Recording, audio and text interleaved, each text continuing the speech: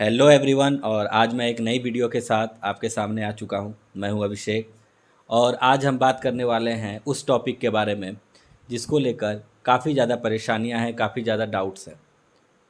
पिछले वीडियोज में काफ़ी क्वेरीज आई थी इस बात को लेकर कि मॉक टेस्ट में मार्क्स इंप्रूव नहीं हो रहे हैं या फिर मॉक टेस्ट देना चाहिए या नहीं देना चाहिए, मॉक टेस्ट देने के फ़ायदे क्या हैं। तो आज हम इस पर बात करने वाले हैं। तो ये वीडियो बहुत ही ज़्यादा इंपॉर्टेंट होने वाली है, काफ़ी ज़्यादा आपके लिए यूजफुल है, तो आप इसे लास्ट तक ज़रूर देखें। तो सबसे पहले हम लोग बात करेंगे कि मॉक टेस्ट करना है या नहीं करना है, मॉक टेस्ट के फ़ायदे क्या हैं, मॉक टेस्ट के बाद क्या करना है, कब से मॉक देना है, ये सब। तो सबसे पहले हम बात करते हैं उन लोगों के लिए जो बिगिनर्स हैं। बिगिनर्स लोग जो कि अभी से स्टार्ट कर रहे हैं, जिनकी बेसिक नॉलेज बहुत ही लो है, मैं उनके लिए बोलने जा रहा हूँ कि आप अभी से मॉक मत दो। आप पहले खुद को 1 महीने 20 दिन 25 दिन का टाइम दो और एटलीस्ट पहले सिलेबस देखो। इंग्लिश की क्या सिलेबस है, मैथ्स के क्या सिलेबस है, जीके जीएस की क्या सिलेबस है, रीजनिंग कैसा है। और उसके बाद आप उन 1 महीने में 25 दिन में आप एटलीस्ट 50% सिलेबस या 40% या 30% सिलेबस को कंप्लीट करो। उसके बाद आपके अंदर एक सेल्फ कॉन्फिडेंस बूस्टअप होगा, तब जाकर आप कहीं सेक्शनल मॉक टेस्ट या फिर जो जनरली ऑल मॉक टेस्ट आता है, मिक्स्ड मॉक टेस्ट, वो दे पाएंगे।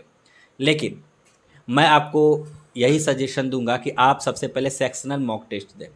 सेक्शनल मॉक टेस्ट देने के फ़ायदे ये हैं कि आप जो भी पढ़ते जा रहे हो वो रिवाइज होता जाएगा। आपको ऐसा फील होगा कि आप भूल नहीं रहे हो, आपकी कोई भी चीज़ जो आपने पढ़ी थी वो वेस्ट नहीं हुई है।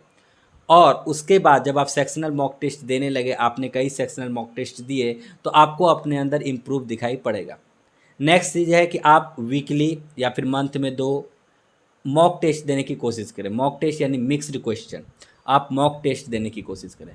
लेकिन सिर्फ मॉक टेस्ट देना ही सही नहीं है या फिर एक सही तरीका नहीं है खुद को इम्प्रूव, खुद के मार्क्स को इम्प्रूव करने का। मॉक टेस्ट देने के लिए आपको कई चीज़ें अपने ध्यान में रखनी होगी। सबसे पहले जब आप कोई मॉक टेस्ट देने जा रहे हैं तो कोशिश करें कि आप क्वेश्चन नंबर 1 से क्वेश्चन नंबर लास्ट तक उसको एटलीस्ट देखें ज़रूर एक बार। कभी कभी ऐसा होता है कि हम किसी क्वेश्चन को देखते हैं और उसे करने की कोशिश में लग जाते हैं, वो हमसे एक बार नहीं बनता, तो फिर हमें जिद आ जाती है कि कैसे नहीं बनोगे, तुम ही आगे बढ़ जाओगे हमसे आगे, मैं बनाऊंगा अब तुम्हें। और गलत। जब तक तोड़ेंगे नहीं तब तक छोड़ेंगे नहीं। और इस चक्कर में होता है कि हम कई सवाल पीछे रह जाते हैं। तो आपकी पहली कोशिश होनी चाहिए कि बीच के सवाल छूट रहे हैं, गलत बन रहे हैं, नहीं बन रहे हैं, लेकिन एटलीस्ट आपको फर्स्ट से लास्ट क्वेश्चन तक आपको विजिट करना ही करना है। इसके अलावे मॉक टेस्ट जब आप देते हो तो आप अपने पास एक रफ पेज रखो।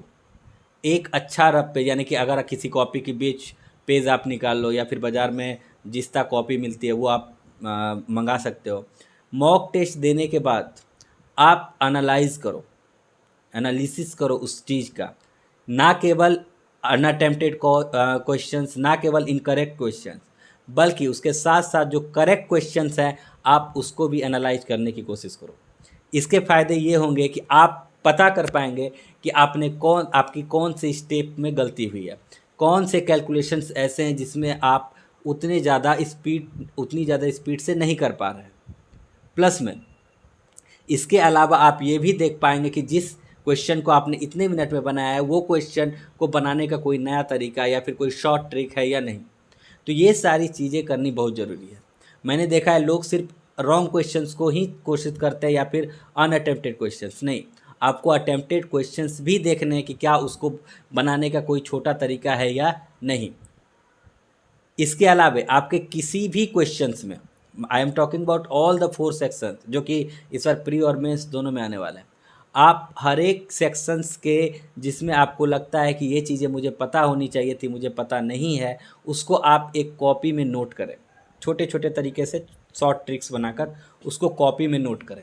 इससे ये फ़ायदा होगा कि एग्ज़ाम्स के 5 दिन पहले 6 दिन पहले अगर आप उस कॉपी को एक बार देख लेते हैं तो सारी चीज़ें जो आपके सब कॉन्शियस माइंड में थी वो सामने आ जाएगी। क्योंकि जो भी हम पढ़ते हैं वो सब कॉन्शियस माइंड में होती है और वो हमें हेल्प करती है। इसलिए ज़रूरी है कि सबसे पहले हम ये जानें कि हमारी गलतियाँ कहाँ हो रही है।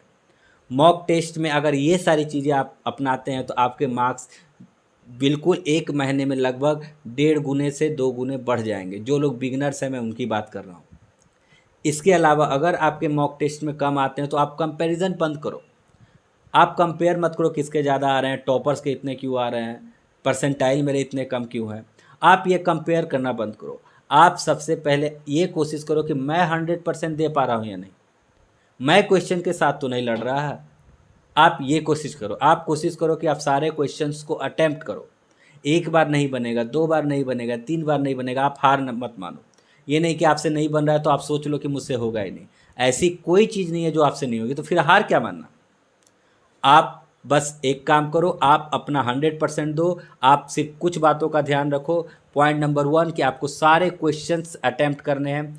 पॉइंट नंबर 2 जितने गलत हैं या जितने अनअटेम्प्टेड हैं उसको आपको फिर से बनाना है। उसमें क्या गलतियां आपने की है, अगर वो छोटी छोटी गलतियां हैं तो उसको इग्नोर करो, लेकिन अगर बड़ी गलतियां हैं या फिर कोई स्टेप्स आपको समझ में नहीं आ रहा है तो उसको आप कॉपी में लिखने की कोशिश करो।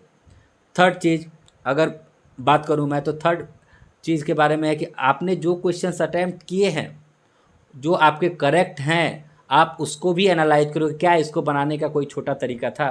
जैसे मैं ग्रामर की बात करता हूँ, ग्रामर में हम जनरली करते हैं कि ग्रामर में जो रॉन्ग होते हैं, जो अनअटेम्प्टेड होते हैं वो बनाते हैं, लेकिन हम उसके एनालिसिस को नहीं करते, एनालिसिस को।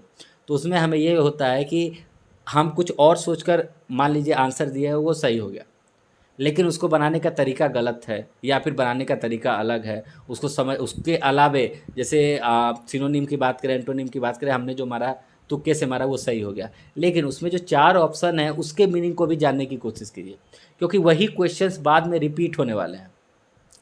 और अगर मॉक टेस्ट में आपके मार्क्स कम आ रहे हैं तो डोंट बी नर्वस। मेरे कभी भी मॉक टेस्ट में अच्छे मार्क्स नहीं आए, लेकिन लकली मेरा एग्ज़ाम में हमेशा मॉक टेस्ट से ज़्यादा मार्क्स आया। इसका रीज़न क्या है?